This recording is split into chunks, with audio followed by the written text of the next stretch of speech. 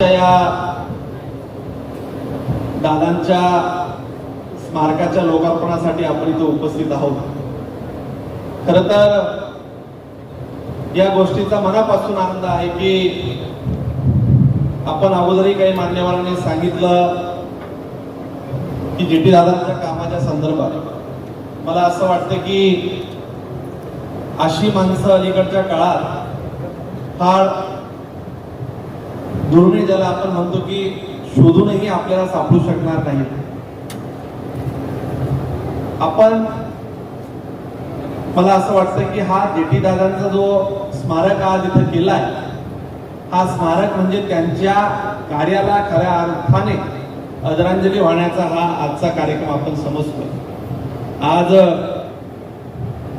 त्यांचा खरं तर जन्मदिवसच आहे आणि आज त्यांच्या जाण्याने 25-26 वर्षानंतर देखील आज आपण त्यांच्या कार्याची आठवण ठेवतोय।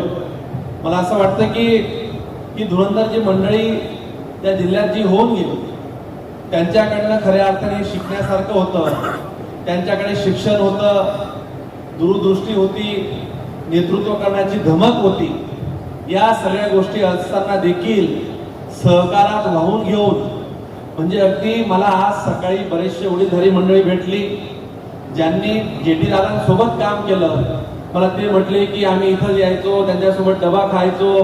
कोणी म्हटलं की मी जेटी दादांसोबत काही दिवस काम केलं, काही वर्ष काम केलं। आज ह्या सगळ्या लोकांनी ज्या कष्टातून हे युनिट उभं राहिलं, आज इतक्या वर्षानंतर देखील आज सहकारातलं हे युनिट का राहिलं, तर त्या काळात ह्या लोकांनी माझ्या परिवाराचं युनिट वाढावं, याऐवजी सहकारात काही वाढलं पाहिजे, हा मोठा विचार घेतला। म्हणून आज या सहकारातलं दूध संघ महाराष्ट्रातल्या पहिल्या 10 दूध संघांमधला आजचा दूध संघाचं आपण आज इथं काम करतोय। आज खरं तर स्वर्गीय जेटी दादांना मी कधीही पाहिलं नाही। संजय पवारजी, तुम्ही म्हटलात, मी बघा तुम्हाला सांगतो की ज्या लोकांकडे कर्तृत्व नसतं ती लोक जातीचा आधार घेतात, ज्या लोकांकडे कर्तृत्व असतं, काही करण्याची धमक असते, ते कधीही जातीचा आधार घेत नाही। आपल्या जिल्ह्यातली कितीतरी अशी मंडळी आहे, आपण गिरीश भाऊंना पाहतो, गुलाब भाऊंना पाहतो, सुरेशदादांना बघितलं, अलीकडच्या काळात आपण झालेले आमदार पाहिले, MLCची निवडणुका पाहिली।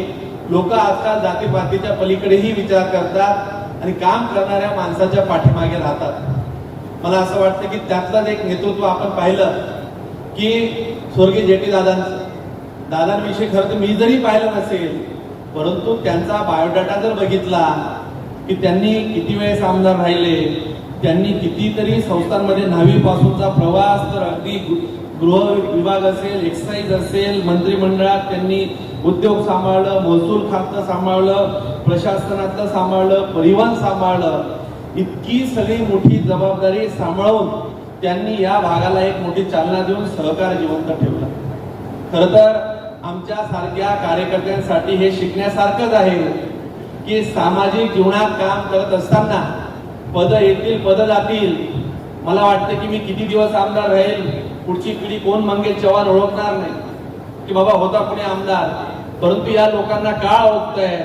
आपली बसलेली बरीचशी मंडळी आहे, मला असं वाटतं की आपल्यापेक्षा लोक कामाला लक्षात ठेवतात, आपण काय काम करतो हे लोक कधीही विसरत नसतात। मी कायम वारंवार बऱ्याचदा सांगत असतो की काम करणाऱ्याला कधीही कुठला समाज विसरत नसतो, त्यातलं हे जेटी दादा नेतृत्व राहिलं। महापौर तर आपण आता बघा, आपणही महापौर म्हणून आहात, सगळीच लोक काम करतायत, आपल्या पदांना मर्यादा आहे, परंतु आपणच काम असं केलं पाहिजे की सगळ्या लोकांनी लक्षात ठेवलं पाहिजे की ही काम करणारी लोक आहेत। मला असं वाटतं की आज जर त्यांच्या जयंतीच्या निमित्तानं काही आदरांजली व्हायची असेल तर या ठिकाणाहून त्यांनी केलेली कामं, त्या पद्धतीने आपण काही मार्गक्रमण करू शकतो का? त्यांनी आपल्या समोर जो मनभर विचार ठेवला त्यातलं कणभर तरी आचरणात आणू शकतो का? हीच खरी अर्थाने आज या स्मारकाची, ही दादांसाठी आदरांजली ठरेल।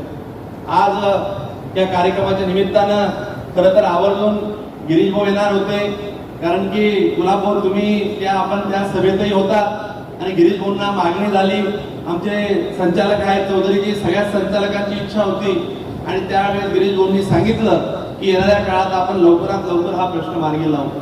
आणि आज दूध संघाच्या या संचालक मंडळानं आज याचं लोकार्पण आपल्या सगळ्यांच्या साक्षीने होतंय.